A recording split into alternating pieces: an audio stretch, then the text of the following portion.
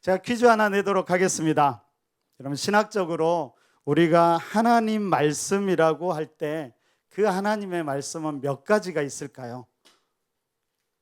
한 가지, 두 가지, 세 가지, 네 가지. 몇 가지가 있을까요? 한 가지. 맞기도 하고 틀리기도 합니다.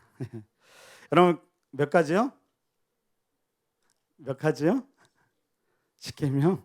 여러분, 개혁 신학에서는 하나님 말씀에 대해서 삼중 형식을 이야기하고 있습니다. 하나님의 말씀이 세 가지의 형태, 세 가지의 모습을 가진다는 말입니다. 여러분, 첫 번째는 우리가 잘 알고 있는 기록된 말씀인 성경입니다.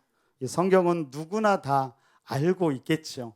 하나님의 말씀이라는 것이 의심의 여지가 없습니다. 그럼 두 번째는 어떤 게 있을까요? 무엇이 하나님의 말씀일까요? 바로 두 번째는 성육신하신 예수 그리스도입니다. 여러분, 말씀이 육신이 되어서 우리와 함께 하셨고 우리를 위하여 죽으셨고 다시 살아나신 예수 그리스도, 바로 그분 자체가 하나님의 말씀이셨습니다. 세 번째는 뭘까요? 세 번째는 선포된 말씀이 있습니다. 목회자를 통해서, 공적인 예배를 통해서 바르게 선포되는 말씀을 하나님의 말씀이라고 합니다. 그럼 이 선포된 말씀은 또 두 가지로 나눌 수 있는데요. 하나는 목회자로 통해서 선포된 말씀을 우리가 설교라고 부르고요. 다른 하나는 말이 아니라 보이는 말씀이라고 해서 목회자를 통해서 집례되는 성례를 말합니다. 그러면 가톨릭에서는 7가지 성례를, 그리고 우리 개혁교회에서는 세례와 성만찬, 이 두 가지를 하나님의 말씀, 보이는 말씀으로 인정합니다. 그러니까 여러분, 결국에 하나님의 말씀은 궁극적으로는 하나지만 세부적으로는 세 가지 또는 네 가지라고 말할 수 있습니다. 여러분, 오늘 예배가 정말 특별한 예배인데요. 왜 오늘 예배가 특별한 예배인지 아세요? 왜 그럴까요? 제가 마지막이어서 그런 특별한 예배가 아니라 오늘 예배를 통해서 이 네 가지의 말씀이 모두 선포되기 때문입니다. 오늘 우리가 말씀을 읽었고요. 세례식을 베풀었습니다. 그리고 지금 말씀이 선포되고 이제 말씀 후에 성찬이 베풀어질 것입니다. 그리고 이 모든 것 가운데 신비적으로 예수 그리스도께서 영으로 임재하실 것입니다. 그래서 오늘 예배가 바로 이 네 가지의 말씀을 경험하는 그런 귀한 예배가 되기를 바랍니다. 제가 말씀을 준비하는데 어떤 말씀을 전해야 될까 정말 평소에도 고민하지만 오늘 많이 고민했습니다. 마지막이잖아요. 물론 여러분, 영원한 마지막이라고 저는 생각하지 않습니다. 우리의 삶이 어떻게 될지 모르잖아요. 만나고 헤어짐은 우리에게 달려있지 않습니다. 그래도 오늘 푸른나무교회에서 제가 부목사로 마지막으로 말씀을 전하는데 어떤 말씀을 전해야 할지 계속 고민과 기도가 되는 것입니다. 그렇게 계속 고민하고 기도하고 있는데 최근에 제가 어떤 분에게 카톡 하나를 받았습니다. 그분의 카톡에는 이런 이야기가 적혀 있었습니다.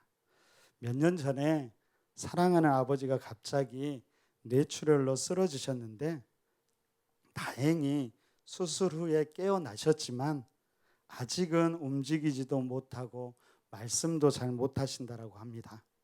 아버지께서 오래전에 예수님을 영접했지만 신앙생활을 제대로 하지 못하시다가 쓰러지셔서 그만 계속 그 아버지에게 찾아가서 말씀과 찬양을 들려드린다라고 합니다.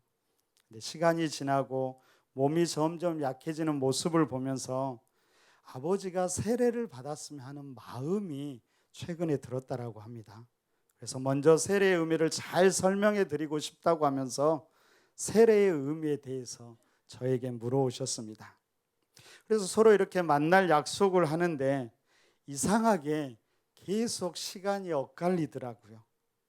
근데 여러분이 잘 알듯이 이 시간이라는 놈이 참 빠르게 지나가잖아요. 금방 시간이 지나가 버렸습니다. 어떻게 하지 계속 고민하는데 그때 저에게 주신 마음이 그분을 위해서 오늘 마지막 말씀은 세례에 대해서 나누어야겠다라는 마음이 들었습니다. 이것을 하나님이 주신 음성으로 알고 또 마침 오늘 세례식도 진행되어서 오늘 푸른나무 교회를 향한 마지막 말씀으로 이 세례의 의미에 대해서 나누어 보려고 합니다. 아마도 여러분 중에는 수년 전에 세례를 받으신 분들도 있겠고 오늘 금방 세례를 받으신 분들도 계시고 아직 세례를 받으시지 않으신 분들도 계시지만 우리 모두가 이 세례의 의미를 다시 한번 생각해 보는 귀한 시간이 되었으면 좋겠습니다. 특별히 제가 푸른나무교회 마지막 사역 중에 하나로 우리 세례자들을 교육했는데요. 세례 교육을 진행하면서 세례의 의미에 대해서 말해주면서 특별히 강조한 세 가지의 이미지가 있었습니다. 첫 번째는 물속에 들어가는 이미지였습니다. 들어갔다 나오는 이미지. 여러분 이것을 침례라고도 하는데요. 여러분 세례를 행할 때 가장 중요한 퍼포먼스 중에 하나입니다. 조금 전에 세례식을 했을 때는 지금 여러 가지 제약들로 인해서 우리가 어쩔 수 없이 머리 위에 성수를 이렇게 뿌리면서 우리의 몸이 전체가 다 잠겼다라는 것을 의미하는 것을 보여주는데요. 예수님 당시 처음 세례를 베풀었을 때는 바로 요단강으로 가서 그 요단강에서 물속에 푹 들어갔다 나오는 것이었습니다. 여러분 그러면 물속에 들어간다라는 의미가 어떤 의미가 있을까요? 그것은 바로 죽음이라는 의미입니다. 예수 그리스도를 알고 믿기 전에 나의 모습, 죄로 가득했으나 그것을 죄로 여기지도 않았던 모습을 바로 그 모든 것으로부터의 죽음을 의미합니다. 근데 여러분 세례 받는다고 그러게 물속에 들어갔는데 그대로 계속 있으면 어떻게 될까요? 진짜 죽게 되겠죠. 그래서 세례는 거기서 끝나면 안 되고 다시 물 밖으로 나와야 합니다. 그럼 여러분 다시 물 밖으로 나온다는 것이 의미하는 것은 무엇일까요?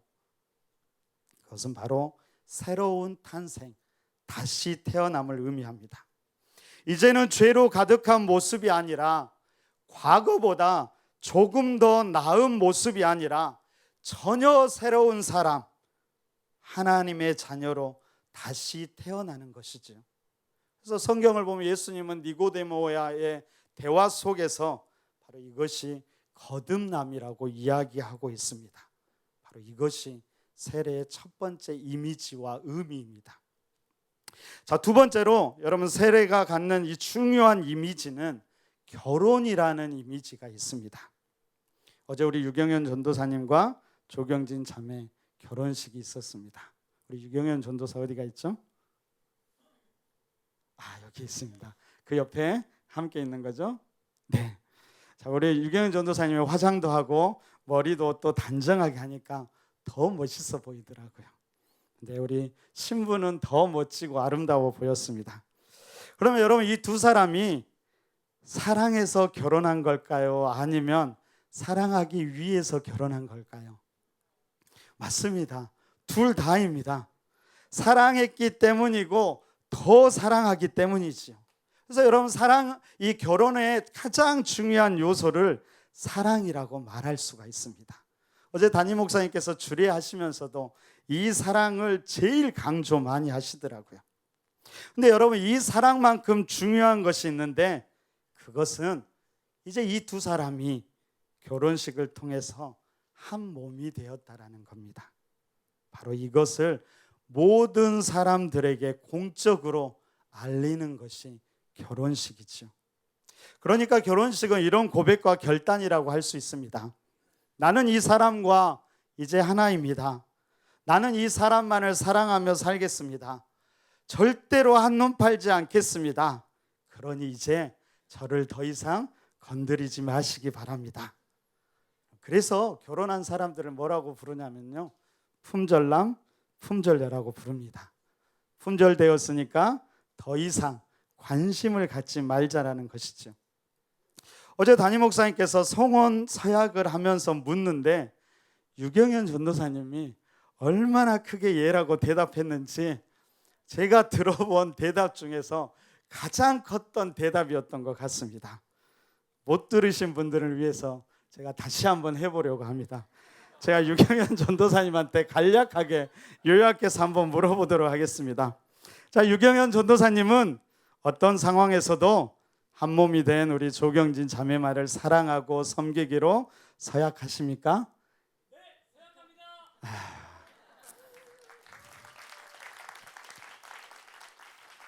결혼식이 끝나고 하루가 지나서 목소리가 작아질 줄 알았는데 작아지지 않아서 끝까지 그렇게 사랑했으면 좋겠습니다. 세례 받으신 분들도 마찬가지입니다. 세례 받고 하루 지났다라고 해서 여러분의 결단과 헌신이 약해지면 안 되고요. 그것이 계속되어야 한다라는 것입니다. 우리 유경현 전도사님 그 다짐으로 다시 한번 키스 한번 해주시면 좋겠습니다. 안 하셔도 됩니다. 여러분, 세례도 그렇습니다. 우리가 이미 예수 그리스도를 믿고 구원에 이르렀지만 세례를 통해서 공적으로 우리가 예수 그리스도를 믿는 사람, 그를 위해서 살아가는 사람임을 보여주는 것이죠. 더 나아가서 이제 주님과 내가 한 몸이 되는 것을 공적으로 고백하는 것입니다. 그래서 사도 바울은 갈라디아서 2장 20절에서 이렇게 이야기합니다. 내가 그리스도와 함께 십자가에 못 박혔나니 그런즉 이제는 내가 사는 것이 아니요 오직 내 안에 그리스도께서 사시는 것이라. 이제 내가 육체 가운데 사는 것은 나를 사랑하사 나를 위하여 자기 자신을 버리신 하나님의 아들을 믿는 믿음 안에서 사는 것이라. 여러분, 행복한 부부가 어떤 부부일까요? 그것은 서로를 자랑하는 부부. 이 사람이 내 남편이고 아내임을 자랑하는 부부입니다. 반대로 불행한 부부는 서로를 부끄러워하는 부부입니다. 왜 그럴까요? 한 몸이기 때문입니다. 내가 남편을 아내를 자랑스러워하는 것이 나를 자랑스러워하는 것이고 상대방을 부끄러워하는 것이 나를 부끄러워하는 것이기 때문입니다. 저는 여러분들이 세례를 통해서 예수 그리스도를 자랑할 수 있기를 바랍니다. 내가 믿고 나와 함께하는 그분을 부끄러워하지 않기를 바랍니다. 여러분, 물론 결혼도 신앙생활도 이상이 아니라 현실이라는 것을 너무나 잘 압니다. 아마 오늘 유경현 전도사님이 그렇게 크게 대답했어도 살다 보면은 반드시 예상하지 못한 어려움과 아픔으로 인해서 그 마음을 어찌할 수 없을 때도 분명히 올 겁니다. 그러기에 지금 우리의 결단이 중요합니다. 오늘 새롭게 입교 예식을 행한 이들도, 그리고 결혼한 우리 유경현 전도사님 부부도, 그리고 오래전에 세례를 받은 이들도 단지 감정만 의지하지 마시고 반드시 끊임없이 결단과 헌신으로 다시 주님을 바라보시기 바랍니다. 세 번째로, 여러분, 세례와 관련된 세 번째 이미지는 바로 입학식과 성년식입니다. 여러분, 입학한다는 것은 무엇일까요? 그것은 내가 어떤 공동체의 일원이 되는 것을 말합니다. 그리고 성년이 된다는 것은 어른이 되는 것인데, 바로 그 공동체 가운데 이제 내가 특별한 권리와 의무를 갖는 것이지요. 바로 그 권리와 의무를 바르게 사용함으로 그 공동체에 의미 있는 구성원이 되는 것입니다.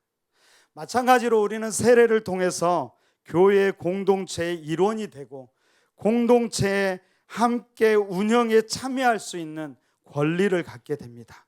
뿐만 아니라 공동체를 지켜나가기 위해서 여러 가지 의무를 감당하는 것이지요. 그 권리와 의무를 바르게 지키고 행사하는 것을 통해서 우리는 공동체의 의미 있는 일원이 되고, 바로 이것을 통해서 공동체를 더 든든히 세워가는 것입니다.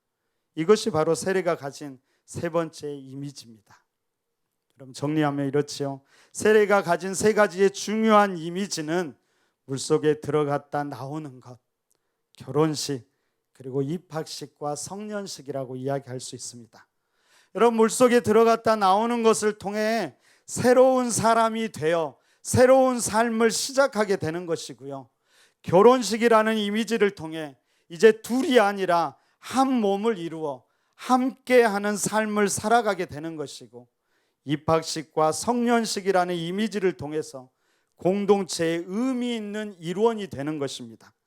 이것이 세례의 가장 기본적인 세 가지의 의미라고 생각합니다. 하나하나 너무나 소중하지요. 그런데 여러분, 이 세 가지가 다 소중하지만 이 세 가지가 동일하게 강조하는 한 가지가 있습니다. 그것이 무엇일까요? 저는 이렇게 말씀드리고 싶습니다.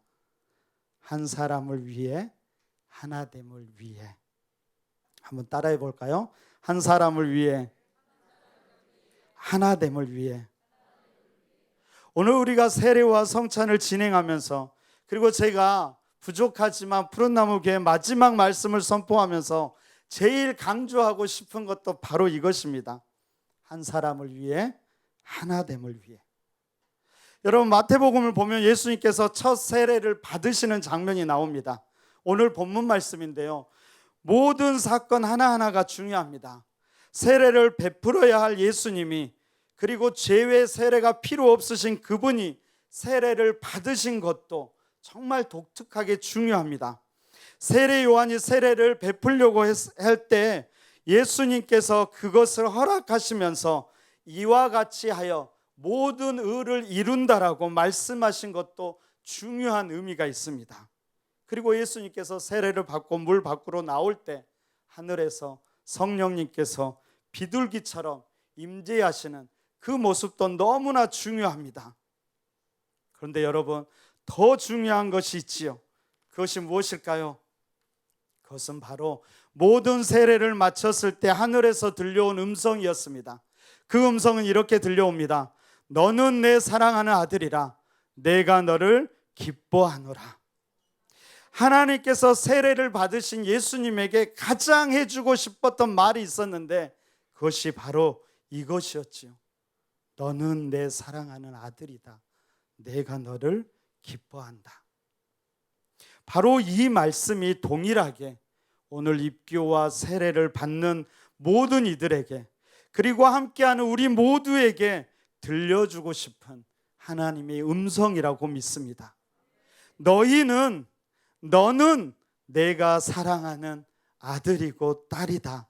내가 너를 기뻐한다.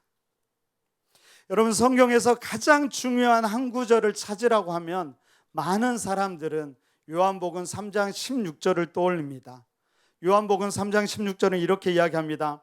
하나님이 세상을 이처럼 사랑하사 독생자를 주셨으니 이는 그를 믿는 자마다 멸망하지 않고 영생을 얻게 하려 하심이라. 여기서 말하는 세상, 하나님이 사랑하는 그 세상은 과연 무엇을 말할까요? 분명히 이 세상은 온 세상을 말할 것입니다.